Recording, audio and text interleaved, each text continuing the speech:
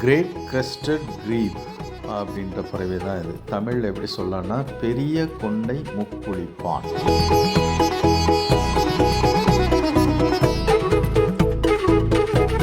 இப்போ நம்ம பார்க்குறது இதனுடைய மேட்டிங் டிஸ்பிளே. ரொம்ப எலாபரேட்டான மேட்டிங் டிஸ்பிளே பண்ணுவோம் பாருங்கள். ஒருத்தர் அப்படியே மிமிக் பண்ணி அதனுடைய ஆக்ஷன்ஸ்லாம் பண்ணி மணிக்கணக்கில் பண்ணிகிட்ருப்பாங்க.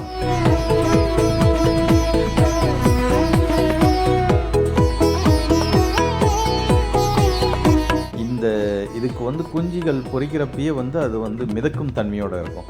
அதனால் இது என்ன பண்ணணும்னா அதனுடைய இறகுகளில் அந்த குஞ்சுகளை எடுத்துக்கிட்டு நடு ஏரியில் அப்படியே அதை ஃப்ளோட் பண்ண விட்டுட்டு தண்ணியில் மூழ்கி கொஞ்சம் தூரம் போய் ஒரு 5-10 அடி போய் அங்கேருந்து இதை கூப்பிடும். அந்த குஞ்சுகள் அந்த அப்படி தான் நீந்த கற்றுங்க. அந்த பேரண்ட்ஸை பார்த்து போகும்போது நீந்த கற்றுங்க. அது ஒரு மிக சிறப்பான ஒரு அம்சம் இது இருக்கிறது.